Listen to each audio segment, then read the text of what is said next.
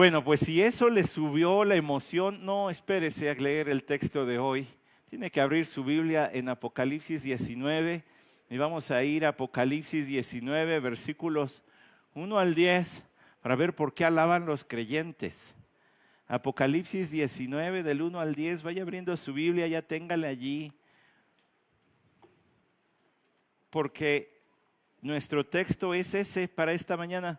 Apocalipsis 19, versículos del 1 al 10. Y cuando vaya llegando allí, póngase de pie, por favor, para yo saber cuándo vamos a leer ya. Quiero solamente decirle algo. Ha notado, porque ya le he dicho varias veces, que Juan le llamamos, y correctamente, profeta, pero específicamente aquellos que veían alguna revelación divina, se les llamaba ¿cómo? Vidente. Abrazo para la hermana al salir. Se les llamaba videntes. Entonces, en el libro de Apocalipsis, cada que hay una nueva visión, un avance en la narración, dice, y entonces vi. ¿Recuerdan eso, verdad? Si ustedes leen el versículo 11, dice, y vi. Entonces allá hay un avance a una escena diferente. Pero el versículo 10 no dice, y vi. El versículo 1 de Apocalipsis 19 no dice, y vi. ¿Ya lo vieron? ¿Ya lo notaron? Y la gran pregunta es, ¿por qué? Pues entonces no se me duerma, sígame los siguientes 50 minutos. Después de esto oí como una gran voz de una gran multitud en el cielo que decía, aleluya, la salvación y la gloria y el poder pertenecen a nuestro Dios, porque sus juicios son verdaderos y justos, pues ha juzgado a la gran ramera que corrompía la tierra con su inmoralidad. Ya ha vengado la sangre de sus siervos en ella.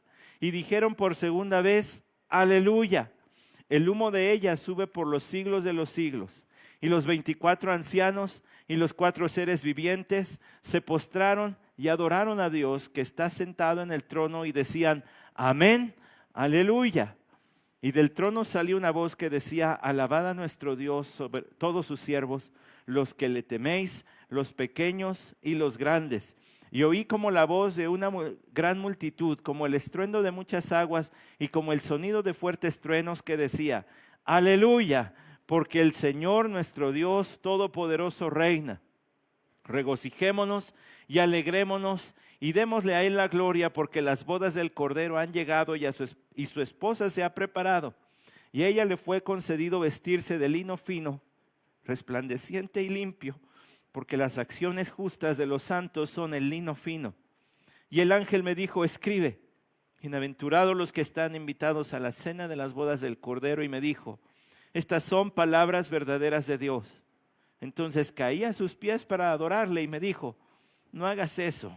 Yo soy tu consiervo, tuyo y de tus hermanos que poseen el testimonio de Jesús.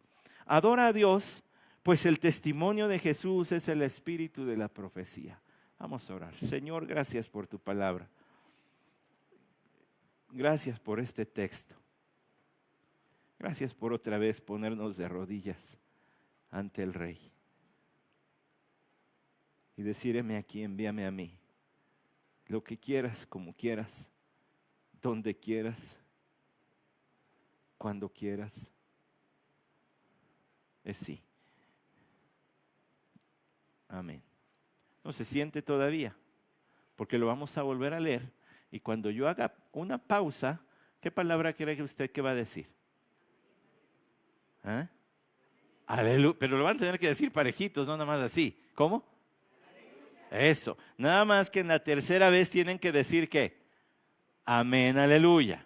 ¿Ok? Entonces yo leo, ahora ustedes van a repetir. Cuando yo pare, ya saben que es su indicación. Después de esto oí como una gran voz de una gran multitud en el cielo que decía, salió muy quedito, pero bueno, la salvación y la gloria y el poder pertenecen a nuestro Dios, porque sus juicios son verdaderos y justos, pues ha juzgado a la gran ramera que corrompía la tierra con su inmoralidad y ha vengado la sangre de sus siervos en ella. Y dijeron por segunda vez, aleluya. Está mejor. Y el humo de ella sube por los siglos de los siglos. Y los 24 ancianos y los 4 seres vivientes se postraron y adoraron a Dios, que está sentado en el trono, y decían, amén, el último va a ser más fuerte. Y del trono salió una gran voz que decía, alabad a nuestro Dios todos sus siervos, los que le teméis, los pequeños y los grandes.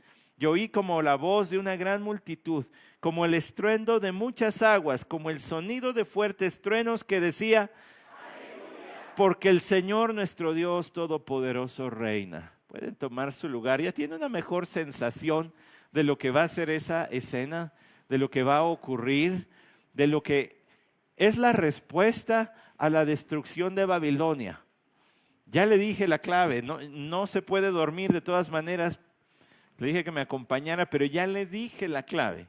El versículo 1 del capítulo 19 no avanza, no dice, bueno, aquí viene otra parte. Es la respuesta al capítulo 18 y al capítulo, por supuesto, 17. El capítulo 17 es la destrucción de la religión que adorará al anticristo. La mayor de las blasfemias se conjugará allí. Todas las religiones del mundo se van a unir para una cosa, para adorar al anticristo.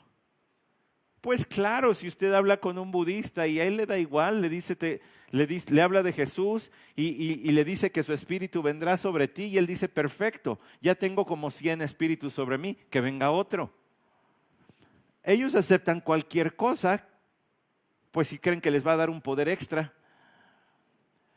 Por supuesto que ellos podrán doblar las manos. Por supuesto que las sectas y cultos, me refiero a culto como grupo religioso, no como lo que está ocurriendo aquí.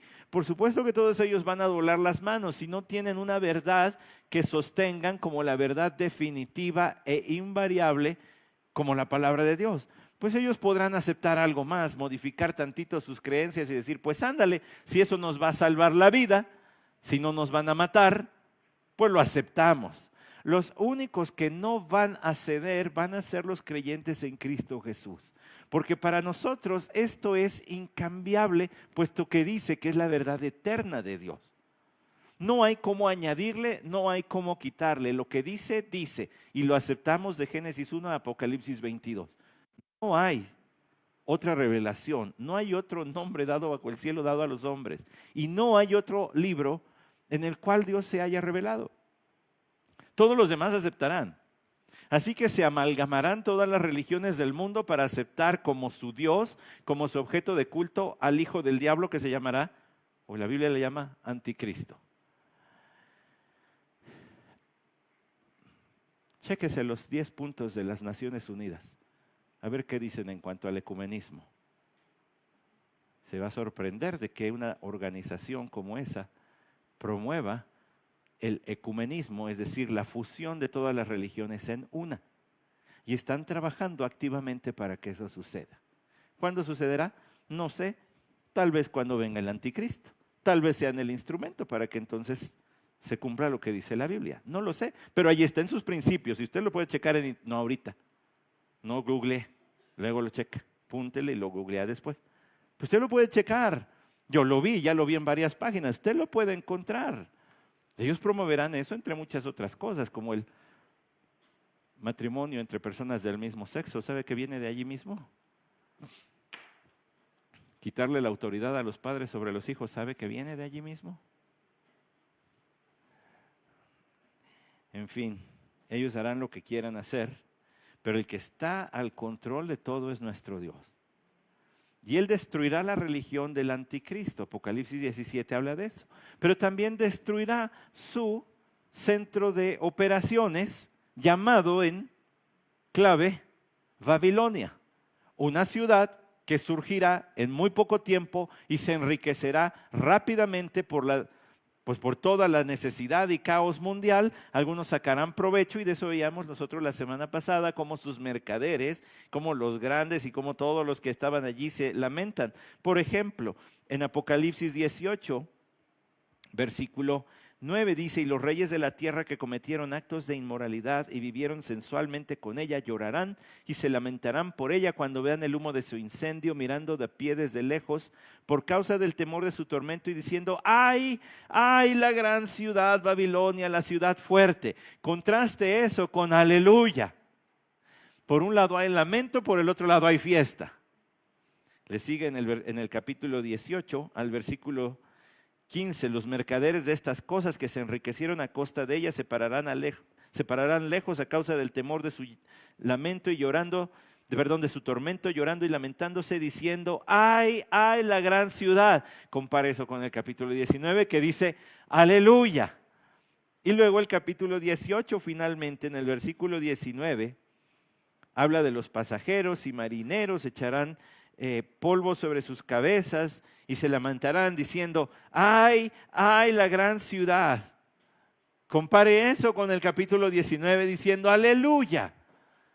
Por un lado hay lamento y por el otro lado hay fiesta, hay alegría. El gozo completo de los creyentes. Mire, tangencialmente de este texto encontramos que el gozo de los creyentes no está en este mundo. Para este punto, ya se acabaron los sellos, ya se acabaron las trompetas, ya se acabaron las copas, el mundo está hecho un tiradero, escombros por todos lados, el mar es sangre, los ríos son sangre, islas completitas con todos sus habitantes han sido sumidas en el mar, se han elevado nuevos montes. He escuchado las noticias de parte de la UNAM diciendo que todos los microsismos al sur de la Ciudad de México anuncian el nacimiento de un nuevo volcán dentro de la Ciudad de México y aconsejan tener su maleta preparada porque más o menos en 300 años saldrá, dicen ellos. Bueno, cuando sea. Pero la Biblia sí dice que la orografía, la hidrografía mundial va a cambiar al actuar de Dios. Cuando estas copas sean derramadas o cuando las trompetas sean tocadas, todo va a suceder cuando Dios lo determine que suceda. Así va a acontecer. Y todos los creyentes que aparecen en el capítulo 19 están llorándole: yo vivía allí, mira, ya se cayó. Ni quien se acuerde. Vámonos, aleluya. El gozo de los creyentes no depende de este mundo y entre más pronto lo entendamos, más felices seremos como hijos de Dios. Entonces en el capítulo 19 dice: después de esto oí como una gran voz de una gran multitud. Esta es una gran voz. Ya sé que les gustan las palabras domingueritas, ¿verdad? Entonces la gran voz habla de esta voz descomunal, gigante, ensordecedora, que en otros momentos fue la voz del Señor, ¿se acuerdan? Por ejemplo, en el capítulo 1, escuché una gran voz detrás de mí que hablaba y era como el sonido de las aguas. Bueno, aquí no es el Señor, es una gran multitud en el cielo. ¿Quién compone esta gran multitud? Bueno, ángeles. Sin duda que podemos irnos por la fácil, los ángeles. ¿Pueden estar allí incluidos los creyentes? Pues sí. En el capítulo 19, versículo 7 dice: oí como la gran voz de una multitud, como el estruendo de muchas aguas y como sonido de fuertes truenos, que decía: aleluya, porque el Señor nuestro Dios Todopoderoso reina. Regocijémonos y alegrémonos y démosle la gloria, porque las bodas del Cordero han llegado y su esposa se ha preparado. Y a ella le fue concedido vestirse de lino fino, resplandeciente y limpio, porque las acciones justas de los santos son el lino fino. Entonces, ¿quiénes son los que hablan desde el versículo 1? ¿Solo ángeles o ángeles y creyentes? Pues parece incluir a todos los ángeles presentes en el cielo en ese momento y a todos los creyentes ya presentes en el cielo en ese momento. Y es un fiestón. ¿Por qué? Porque los enemigos del Señor ya han sido juzgados. Aleluya. ¿Sabe que la palabra aleluya ocurre solamente 4 veces en el Nuevo Testamento? Y están aquí, en estos primeros versículos del capítulo 19 de Apocalipsis. En todo el Nuevo Testamento no está la palabra aleluya. Ahora, si usted revisa el idioma hebreo, la palabra aleluya viene, pues es la combinación de tres palabritas. Del verbo hablar, halel, halel. Entonces, ese es hablar. Luego, de, hablar de. Y luego ya, porque es como Yahvé. Ya le sonó, ¿verdad? Ah, de Yahvé. Entonces es hablar del Señor. Pero obviamente se sobreentiende que se habla bien del Señor. Alaben al Señor. Aleluya. Alaben, hablen bien del Señor. El clamor allá arriba inicia con aleluya. ¿Por qué? Porque la salvación y la gloria y el poder pertenecen a nuestro Dios. Escuche eso. El primer motivo de alabanza de estos creyentes y de los santos ángeles en la presencia de Dios es por su salvación. La salvación y la gloria y el poder. Voy a ir de atrás hacia adelante. Cuando habla del poder, en el contexto de Apocalipsis, por supuesto que es una alabanza general de Dios por todo su poder, pero piense en el recuento de Apocalipsis. Hace no sé cuánto tiempo iniciamos, pues casi 2 años ya, ahorita que estoy haciendo cuentas rápidas. Hace casi 2 años que empezamos nuestro recorrido en Apocalipsis y que dijimos acerca de el atributo, la perfección de Dios todopoderoso, porque aquí también se le vuelve a llamar todopoderoso. ¿Cuál es la importancia de que a Dios se le llame todopoderoso en Apocalipsis? Que si Él no es todopoderoso, nada de lo que dice aquí es posible. Qué gran coincidencia que se echaron a perder el agua marina y el agua dulce, pues casi juntas, ¿verdad? Pues no, es el poder de Dios. Entonces se alaba a Dios por su gran poder, el cual ha sido atestiguado por todos los habitantes de la tierra. Se alaba a Dios y se dice la salvación y la gloria y el poder. La gloria es de Dios. Es decir, si hay alguien quien es majestuoso, quien es absolutamente fuera de la capacidad humana de comprender y entender, es Dios. Le voy a poner de esta forma. Cantamos un coro que dice, porque eres más grande de lo que imagino. ¿Recuerdan? Y más hermoso Dios, ¿de qué? De lo que te exalto. Mis palabras no alcanzan a describir tu belleza y mi mente no alcanza a entender tu grandeza. Eres glorioso, imponente. No hay forma de encerrarte en el pensamiento humano. Nos permite conocerle, pero jamás vamos a terminar de entenderle. Él es un ser glorioso. Sus atributos no tienen fin. Su misericordia no se agota. Su justicia es perfecta. Todo Él es infinito en ese sentido, no, de que no se agota. Entonces es eterno.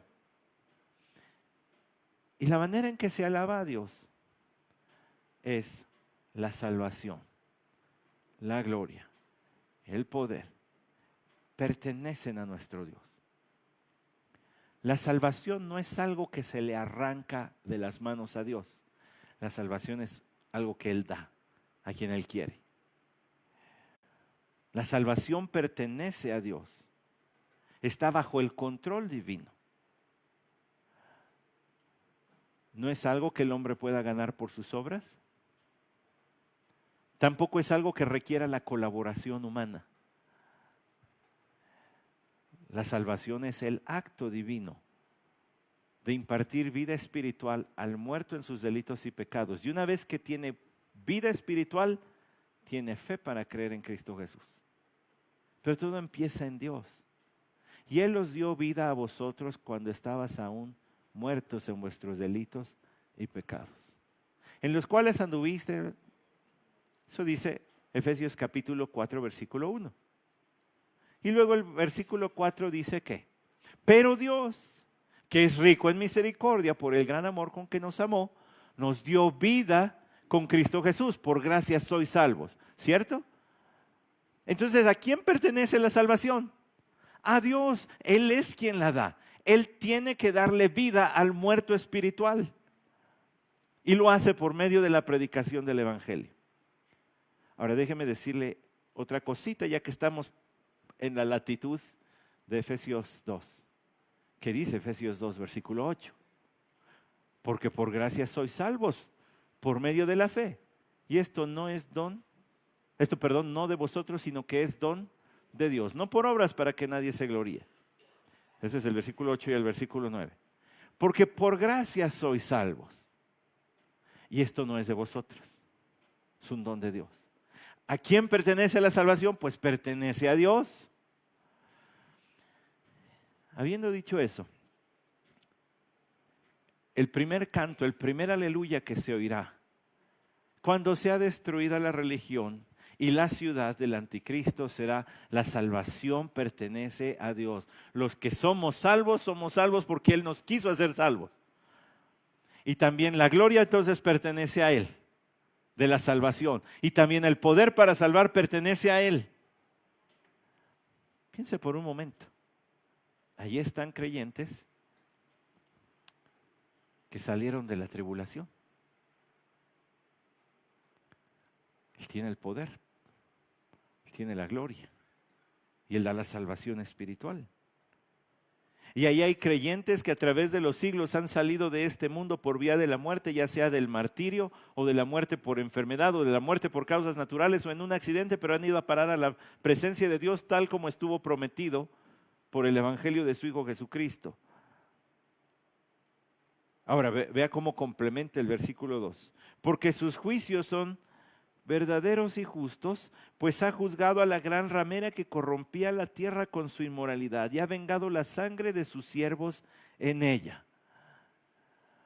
La salvación pertenece porque sus juicios son verdaderos y justos y ha juzgado a la gran ramera. ¿Quién es descrita como la gran ramera en el capítulo 17 de la religión del anticristo? Fácil, pregunta fácil, es así, en el examen es un regalito. Porque ha juzgado a la gran ramera que corrompía la tierra con su inmoralidad. Note por favor otra vez que la religión del anticristo será algo que abarque toda la tierra, todo el mundo estará bajo su control. Y ha vengado la sangre de sus siervos en ella. ¿Recuerda lo que dice el final del capítulo 18? Si no se acuerda, léalo. Versículo 24, y en ella fue hallada la sangre de los profetas, de los santos y de todos los que habían sido muertos sobre la tierra. Espere tantito. Regrésese al capítulo 17, versículo 6, y vi a la mujer ebria de la sangre de los santos y de la sangre de los testigos de Jesús.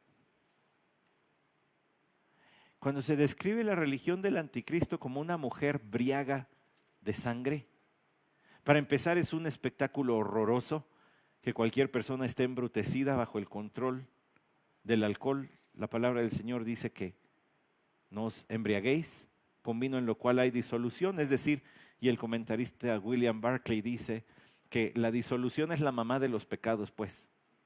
Es el peor de todos, porque la disolución es la pérdida de la vergüenza. Cuando ya no te interesa quién te vea, quién te oiga, nada.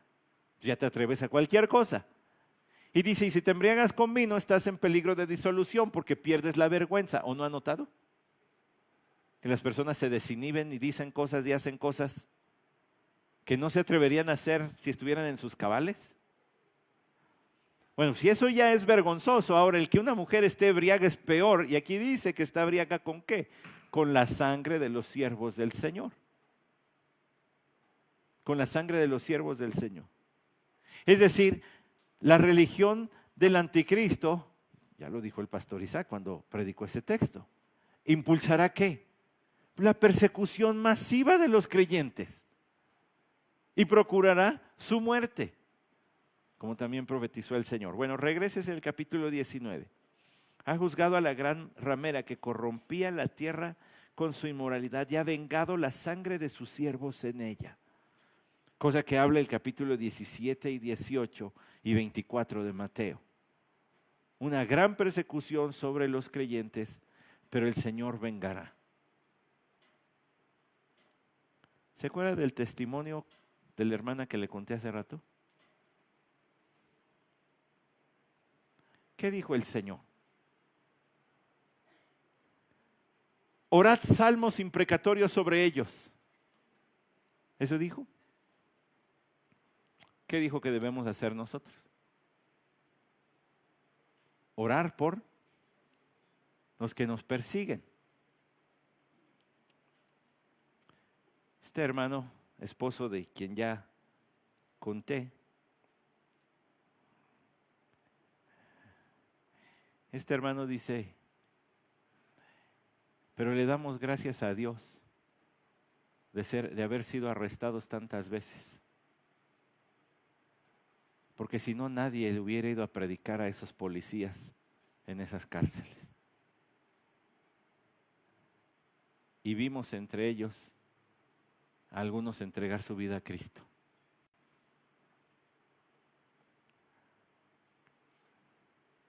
¿No le suena historia del Nuevo Testamento, del libro de los Hechos? ¿Sabe lo que tengo miedo de contar esas anécdotas? Es que los contemplemos como héroes. Ese es un cristiano normalito en el estándar del Nuevo Testamento. Ese es un cristiano normal en el estándar del Nuevo Testamento. No sé si en la mente de todos los creyentes alrededor del mundo, pero en el Nuevo Testamento eso es lo que hace un creyente.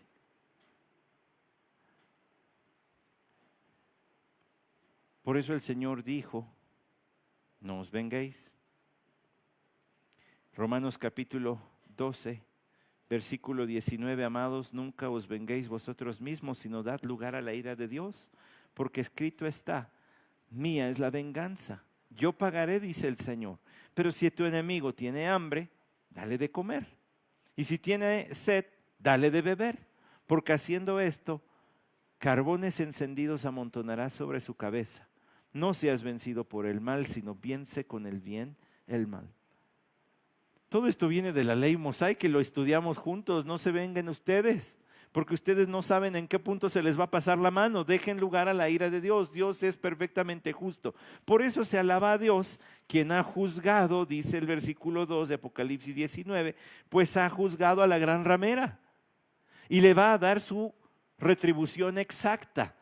A Dios ni se le pasa ni queda a deber. Piensen eso tantito. Y yo sé que tengo muchos versículos por delante todavía, pero tengo muchas horas por delante también todavía. Piensen eso. Porque si a Dios se le pasara tantito la mano en el castigo o quedara a deber en la impartición de justicia un poquito, ¿qué quiere decir con la salvación de usted y mía? Que si queda un pecado bailando, nosotros pasamos a lo mismo. Que si deja un pecado suelto sin ser pagado en Cristo Jesús, usted y yo vamos a ir a pagar toda la eternidad por él. No le da alabanza a Dios por ser un juez justo. Ya entendió el aleluya en una mayor dimensión, porque se dice aleluya, alaben al Señor, y llega el segundo aleluya. Y dijeron por segunda vez, aleluya, el humo de ella, o sea, ¿de quién? De Babilonia, sube por los siglos de los siglos. Ahora espere tantito, porque se habla entonces de la gran ramera como la religión, pero ¿qué es lo que sube o de quién sube humo de ella?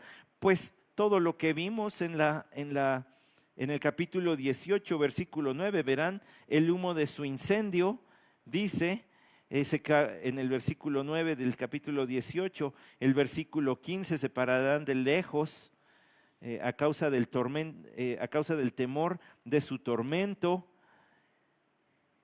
Y dice versículo 18, y al ver el humo de su incendio gritarán. gritaban, diciendo, y luego el versículo 19 dice, ha sido asolada, ha pronunciado juicio contra ella, caerá, dice el versículo 21, como una piedra de molino. ¿Sabe por qué le estoy leyendo todo eso? Porque, a ver, ¿qué alces humano quién ha estado cerca de un incendio? Pero un incendio de a de veras, no que, ay, se me quemó la servilleta con la que agarré la... No, un incendio de a de veras. ¿No intimida, hermanos? Es horroroso. Para empezar, el calor se siente de bien lejos. Le damos gracias al Señor por los bomberos en esos momentos, porque ellos se acercan y se meten. De hecho, un amigo mío murió en un incendio, para que vea, un bombero norteamericano. Pero se meten y andan con todo el calor. Ya hice lo que no debemos hacer los predicadores, ¿verdad? Lanzar una historia y pues ahora cuente, ¿verdad?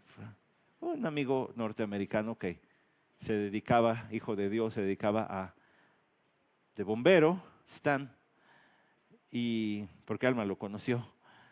Y lo busqué cuando llegó a mis manos el internet, ¿verdad? Dije, pues a lo mejor aquí lo encuentro. Y lo que me encontré fue una página de Google donde hablaba de él y tenía su foto. Y decía que entró a una construcción y se colapsó y ahí quedó. Pero pues fue con el Señor, pero pues aquí dejó 2 nenes chiquitos y una esposa. Pero usted ha estado cerca de un fuego, ¿cierto? E impresiona. Uno de esos incendios, lo dije en inglés pero en español se dijo, ha estado cerca de un fuego. Ha estado cerca de un incendio e impresiona y se siente el calor y se colapsan las estructuras y huele feo. Ahora imagínese una ciudad quemándose. ¿Desde dónde se va a ver el humo? Si ahora que se quemaron bodegas en el centro, lo veíamos de cualquier punto de la ciudad, se veía la columna de humo. Ahora imagínese una ciudad. Pero para lo que unos es pérdida, para los que están con el Señor, aleluya, el humo sube. Y van a alabar al Señor, vamos a alabar al Señor por los siglos de los siglos. Lo que quiere decir eso, hermanos, escuche esto es importantísimo. Cuando dice que su humo sube por los siglos de los siglos, y luego usted llega al capítulo 21, donde dice, al capítulo 20, donde dice que Cristo vendrá a reinar en esta tierra por 1000 años, a lo mejor lo primero que uno piensa es, oh, ahí va a venir a reinar y va a estar la humadera allí, va a estar bien contaminada. No. El Señor remodelará todo para... Pero entonces, ¿qué significa que su humo sube por los siglos de los siglos? Significa que nunca más será reconstruida. Significa que nunca Satanás va a volver a tener un cuartel mundial. Significa que Satanás jamás va a volver a unir a las naciones para adorarle a él. Y cuando lo hagan, el Señor los va a aniquilar, de acuerdo a Apocalipsis capítulo 20 en la última parte. La última rebelión de Satanás. ¿Por qué se gozan los creyentes? Los creyentes se gozan en la salvación, gloria, poder y justicia del Señor. ¿Por qué alaban los creyentes y se gozan los creyentes? Porque viene el día en que no habrá más engaño, no habrá más desviación de la verdad. Todas las religiones del mundo serán destruidas y solamente la verdad del Señor quedará, porque solamente esta es eterna. Y para que entonces no me vea así como bicho raro de, pero quiere decir que los familiares que hoy tiene, que van y el 12 de diciembre cambian las florecitas debajo de la muñequita, ya no lo van a hacer. Que el familiar que usted tiene, que hoy anda con un portafolio y una corbata tocando casa por casa, ya no lo va a hacer. ¿Ya me entendió, verdad? Que el familiar que se cuelga el chinito de la suerte, la pulsera óptima y no sé qué tantos amuletos, y que trae ¿cómo se llama San Charbel allí en su carro. Y un escapulario, por si falla San Charbel, pues ya tiene el escapulario. Y si fallan estos 2, traigo el chinito de la suerte. Y si fallan los 3, tengo la pulsera óptima. Pero lo que le estoy diciendo hasta de manera jocosa es algo que a usted y a mí nos duele, porque si Cristo viene hoy, ¿qué va a hacer de sus almas? ¿Verdad que hay razón para alabar a Dios cuando Él acabe con todo el mugrero de religiones falsas? Y uno dice, Señor, abre sus ojos. Pero un día no va a haber de otra. Cristo estará reinando desde Jerusalén y todo mundo sabrá quién es Él. Y los 24 ancianos, cuando escuchan este aleluya, dice, y los 4 seres vivientes se postraron y adoraron a Dios que está sentado en el trono. Eso de que está sentado en el trono es una referencia a Apocalipsis 4, ¿recuerda? Y delante del trono había esto, y por encima del trono había esto, y alrededor del trono había esto. Es Dios Padre, quien está en el trono. Cristo es mostrado como el Cordero en el capítulo 5, pero espérese tantito. ¿Quiénes son los 24 ancianos? ¿Los 12 apóstoles más los 12 patriarcas? Pues suman 24. Nada más que de los 12 apóstoles uno salió podrido, ¿no? Como cuando compra su cartón de huevo, ¡ay, venía roto! Pues así salió Judas al final, ¡híjole, este salió roto! Entonces Matías, si son 12 y los 12 patriarcas, no, espérese. Yo le expliqué esto hace mucho tiempo. ¿Se acuerda quiénes son los 24 ancianos? No, se lo repito. En la palabra del Señor, en el Nuevo Testamento, un término para pastor es también anciano, por su función de ser conocedor de la palabra e impartir sabiduría bíblica. No quiere decir que él sea requisito pastoral ser anciano, aunque ahí vamos. Tú no. Los 2 ancianos de acá. Sino que debe ser un hombre conocedor de la palabra para que, como un anciano en la población puede compartir de su sabiduría por experiencia, el pastor comparta sabiduría bíblica. Entonces tiene que ser ducho en la palabra del Señor. De eso hablé esta semana. Luego les doy las clases, hermanos, estuvieron bien buenas. Tengo una clase que habla de la espiritualidad del predicador. Hombre, pero luego les platico de eso. Entonces, los 24 ancianos, si se menciona ancianos, debe estarse refiriendo a, pues, si alguien llega a esta iglesia y toca y dice, quiero hablar con quien esté encargado, ¿usted a quién va a ir a buscar? O a un servidor, ¿cierto? Somos representantes, damos la cara por la congregación. Estos son representantes de los creyentes.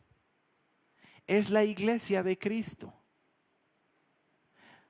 Entonces toda la iglesia se postra. Y dice, y los 4 seres vivientes. ¿Quiénes son los 4 seres vivientes? No me haga repetirle todo Apocalipsis porque no me va a dar tiempo y se va a ir a comer bien tarde y algunos tienen más prisa que otros.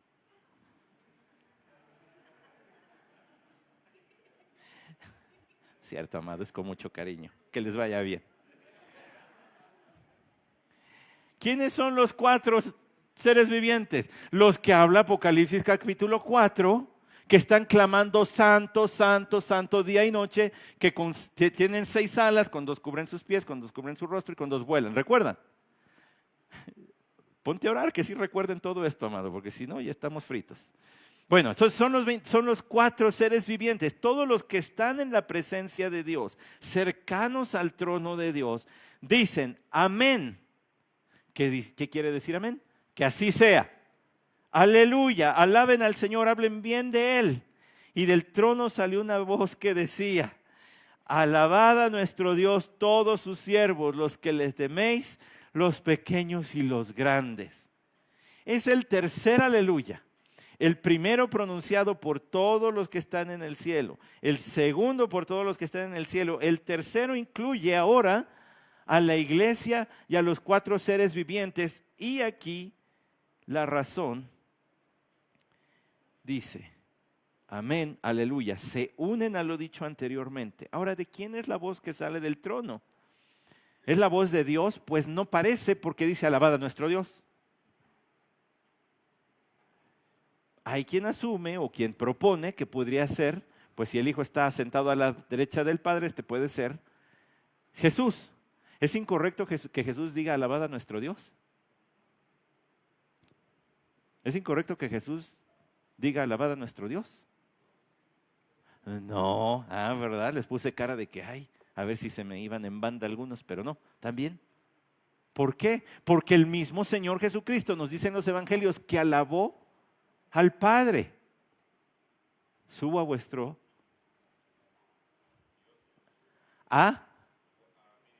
A mi Dios y a vuestro Dios.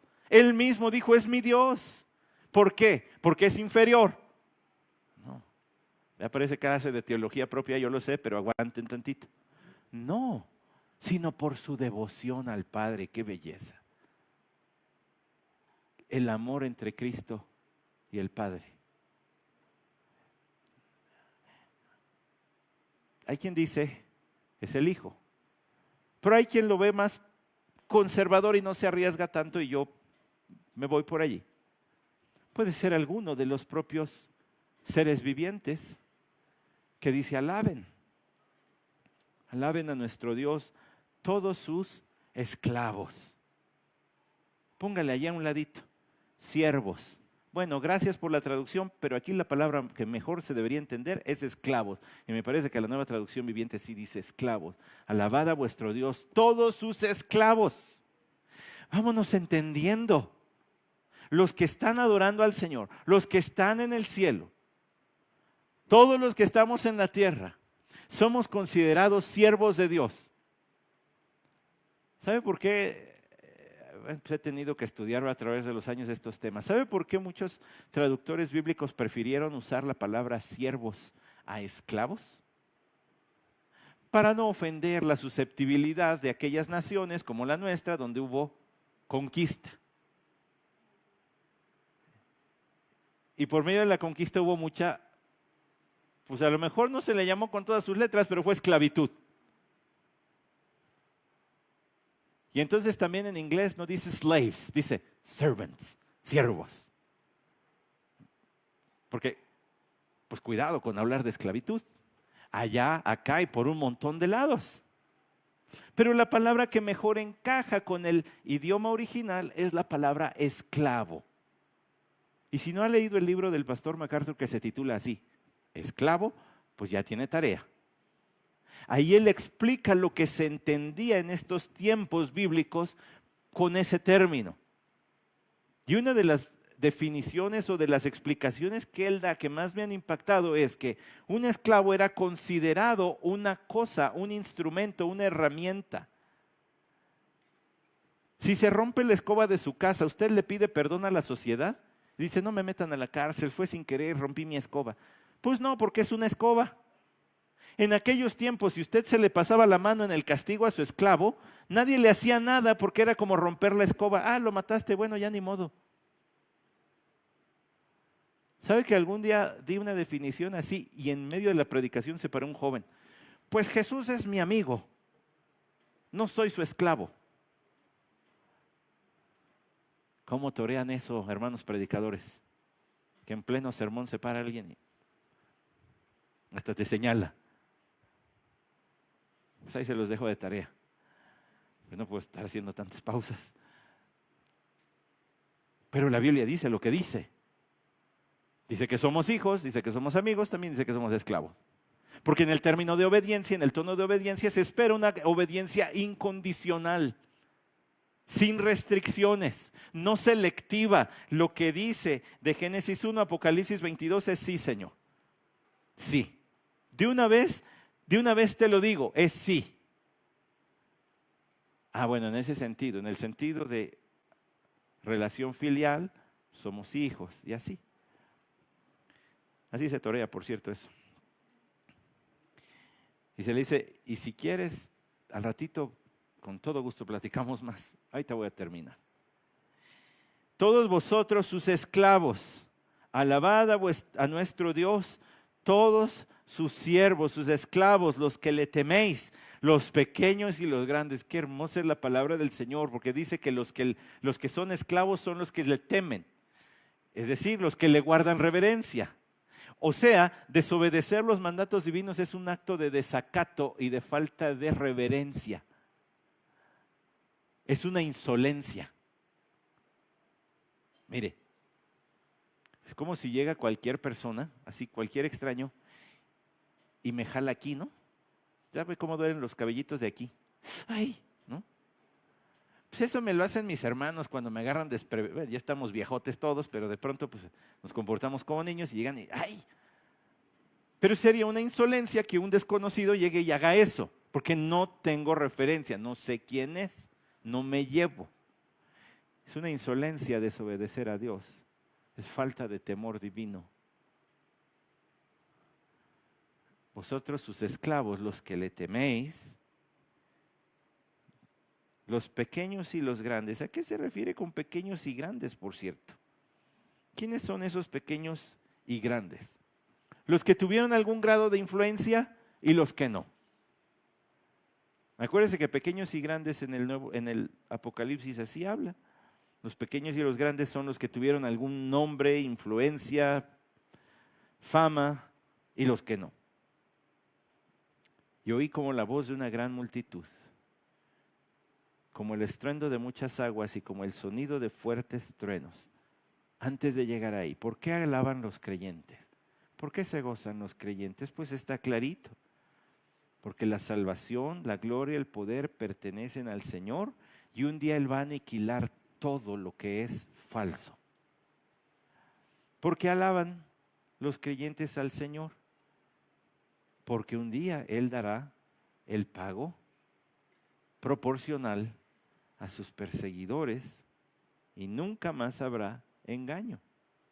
Y tercero, ¿por qué alaban al Señor los creyentes? ¿Por qué se alegran en Él? Porque es nuestro Dios. Y escuche lo que viene en el cuarto. Una gran multitud, el sonido, una voz de una gran multitud, el estruendo de muchas aguas y como el sonido de fuertes truenos, que decía, aleluya, porque el Señor, nuestro Dios Todopoderoso, reina. Está a punto de cristalizarse lo que siempre se ha sabido, que Dios está al control. ¿Sabe que el himno Alcancé salvación? ¿Se acuerdan de él, verdad? Dice en su última estrofa, la fe tornaráse en gran realidad. En algunos momentos y por algunos acontecimientos, a veces se ve difuso. Pareciera, Señor, tú estás gobernando. Con tanta hambre allá, con tanta guerra por acá, con tanta inseguridad, con esto que está pasando. Lo creemos porque tu palabra lo dice, pero, bueno, en ese momento la fe se tornará en gran realidad. Será evidente en todo aspecto que nuestro Dios Todopoderoso reina y siempre ha estado reinando. Y fíjese la escena, porque ¿quiere usted ver a un apóstol convertirse en idólatra? ¿No le encanta que la Biblia no esconde las cosas? Sobre todo en el Antiguo Testamento y en los Evangelios, pero la Biblia no esconde las cosas. Bien pudo haber el Señor echado esto así a un lado y decir, pues que no quede tan mal Juan. Va a quedar en ridículo tantito. 2 veces, por cierto. Pero vea lo que dice a continuación. Regocijémonos y alegrémonos y démosle la gloria, porque las bodas del Cordero han llegado y su esposa se ha preparado. Y a ella le fue concedido vestirse de lino fino, resplandeciente y limpio, porque las acciones justas de los santos son el lino fino. ¿Por qué se regocijan los creyentes en ese momento? Porque han llegado las bodas del Cordero. Iba a decir, bueno, entonces como que ese sí no va a aplicar para nosotros, ¿no? Bueno, ahí vamos a estar, pero de una vez. Y le voy a decir por qué. Las bodas judías se celebraban en 3 partes. Primero había un compromiso, como hoy, ¿verdad? Se establece, ¿cuántos se van a casar? Bueno. Pero a veces los padres comprometían a sus hijos incluso antes de nacer. Y decían, si yo tengo hijo y tú una hija, o viceversa, para sellar nuestra amistad o para quedar firmes como socios comerciales, los casamos. Pues estaba medio triste, ¿no? Porque pues qué tal que te tocó un muchachito que no le gustaba mucho bañarse y pues ya, te tocó. Pero ese era el pacto, se hacía un pacto. Luego venía ¿qué? Luego venían días de preparación, ¿verdad? ¿Qué había en los días de preparación? Bueno, se reunían y ahora sí ponían fecha. Ya desde niños ya sabemos que ustedes, y pues ni modo, ¿verdad? Ya se aguantan, pero ahora vamos a ponerle fecha.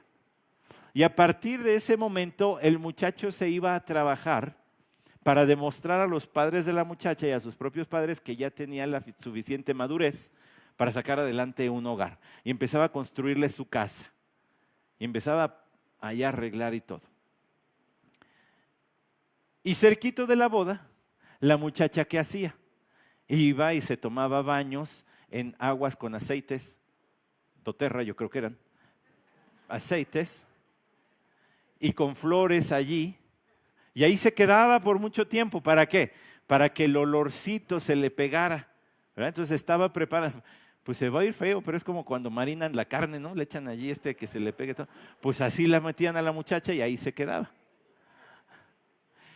Y salía pues perfumadita después de varios días de estar allí y se arreglaba. Y luego, ¿qué sucedía? Pues el día de la boda hacían una procesión, como vimos en un pueblito hace poco, ¿no, Reina? En un pueblito iba la novia del brazo del papá. Y según nos dijeron, pues andan por todo el pueblito para que todo el mundo vea que ya se va a casar. Y hacían una procesión e iban sus amigas, las otras doncellas. Y entonces llegaba la hora del banquete. Y ahora sí, a partir de aquí ya no se van a separar. Y entonces llegaba la boda. Gracias, me faltaba un boda. Así como lo conocemos hoy. Por si no lo fue capturando, Dios se comprometió a su Hijo Jesucristo desde antes de la fundación del mundo con los creyentes. Él fue escogido para ser el Cordero que quita el pecado del mundo, y los creyentes antes de la fundación del mundo fuimos escogidos para salvación. Ahí está el pacto. Pero luego había un momento en el que se tenía que sellar el pacto y el muchacho se iba a trabajar y a ponerle casa y todo. Este es el nuevo pacto en mi sangre. He aquí voy a preparar lugar para vosotros. Y luego la novia se preparaba. ¿Qué cree que está sucediendo ahorita? La novia a través de la palabra se está preparando. ¿Cierto? Pero falta la preparación intensa cuando se marine. ¿Cuándo sucederá eso? En el tribunal de Cristo. Cuando todos los creyentes sean reunidos para recompensas. Y luego, ¿se acuerdan la parábola de las vírgenes? Que salían con la novia. La próxima semana le predico ese texto. Apocalipsis 19 del 11 al final del capítulo. Cuando la iglesia marche con su esposo a las bodas del Cordero, viene la pachanga. Paralelo entre la cultura judía y cómo Dios llevó a cabo el plan de redención. Pero aquí dice, han llegado las bodas. ¿Qué parte de las bodas? Pues ya la pachanga. ¿Por qué? Porque la iglesia desfila allí, dice, regocijémonos, alegrémonos, porque las bodas del Cordero han llegado y su esposa se ha preparado, y a ella le fue concedido vestirse de lino fino, resplandeciente y limpio. ¿Sabe que el pastor Evis Carballosa define esto como, en su imaginación él dice, yo pienso que es algo así como un vestido hecho de diamante? Uno dice, ay, el diamante es duro. ¿Cómo? No, siga con la idea. O muchos diamantitos, pues. Pero ¿cómo brilla un diamante bajo la luz del sol o de un foco? Pues resplandeciente. Dice, los creyentes estarán vestidos de lino fino, resplandeciente y limpio. Y dice, ¿por qué? Porque las acciones justas de los santos son el lino fino. Un día la santidad que Cristo está formando en cada creyente será visible, obvia. Súbase al metro y a ver cuando se para un creyente y le dice: hey, cristiano, se te notan las obras buenas de Cristo. Pues pasamos desapercibidos. Claro, si trae la Biblia aquí, pues a lo mejor sí le dicen, ¿no? Pero si no, usted y yo pasamos desapercibidos, ¿cierto? Es lo que habla primera carta de Juan, capítulo 3, cuando dice el Señor a través de su siervo Juan, que un día le vamos a ver porque seremos como Él es. ¿Se acuerda? Si no se acuerda, se lo leo. Mirad cuán gran amor nos ha otorgado el Padre para que seamos llamados hijos de Dios, y eso somos. Por esto el mundo no nos conoce, porque no lo conoció a Él. Amados, ahora somos hijos de Dios y aún no se ha manifestado lo que habremos de ser. Pero sabemos que cuando Él se manifieste seremos semejantes a Él, porque le veremos como Él es.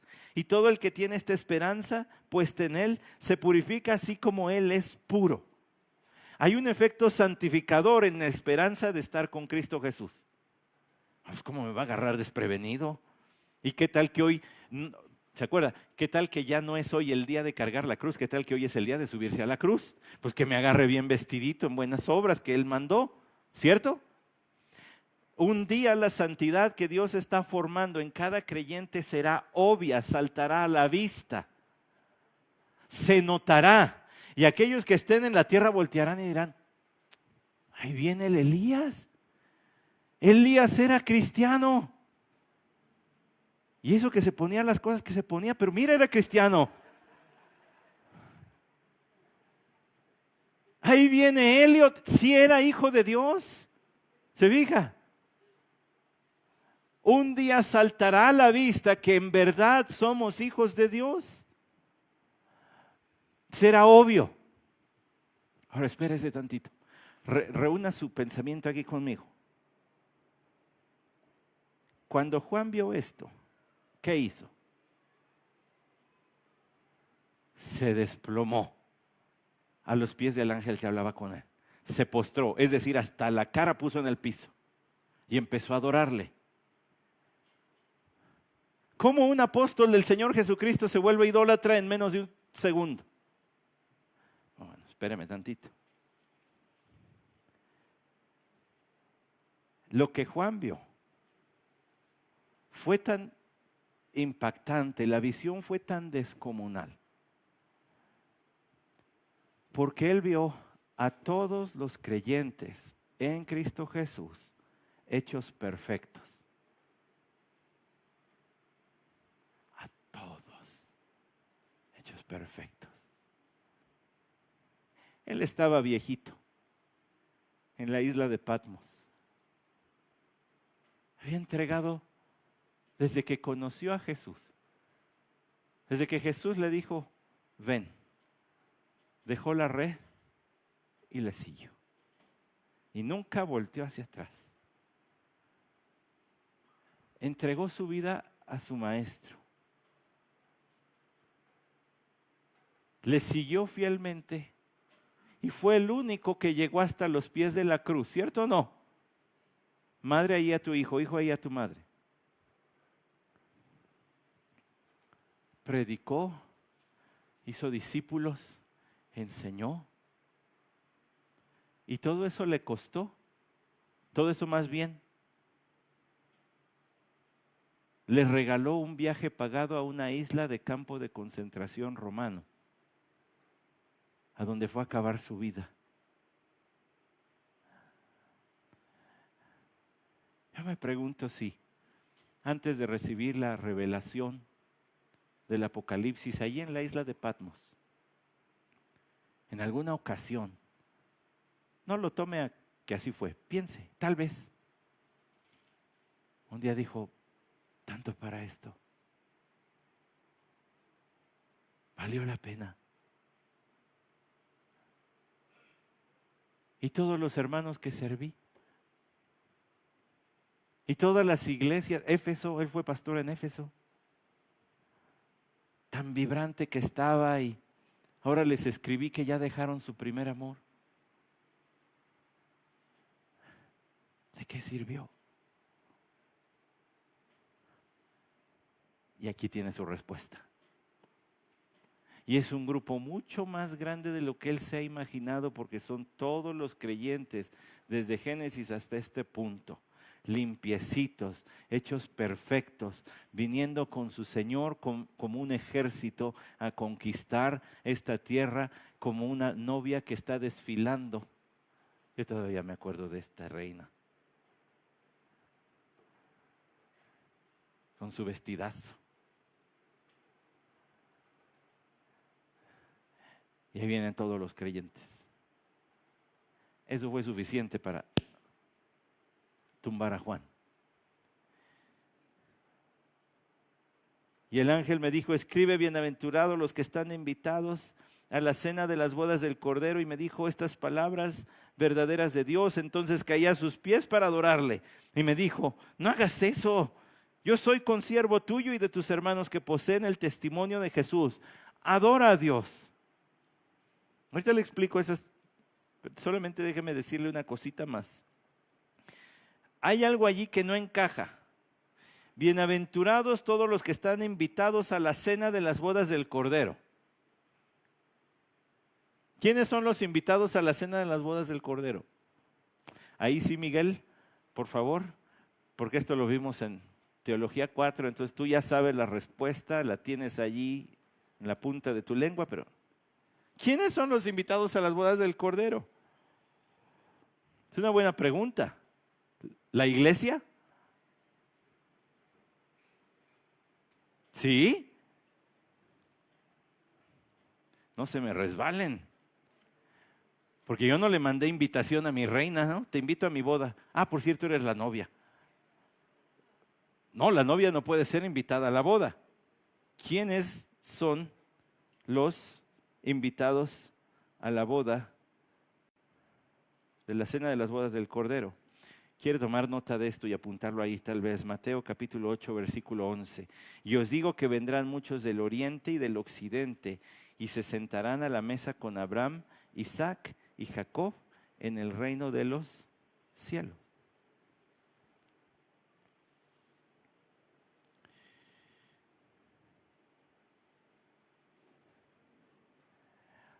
Le leo el contexto del versículo 10. Y al oírlo se maravilló y dijo a los que le seguían: en verdad os digo que en Israel no ha hallado en nadie una fe tan grande. ¿De quién está hablando nuestro Señor Jesucristo? Ahí tiene el titulito. ¿Ya lo vio? ¿De quién está hablando? De un centurión romano.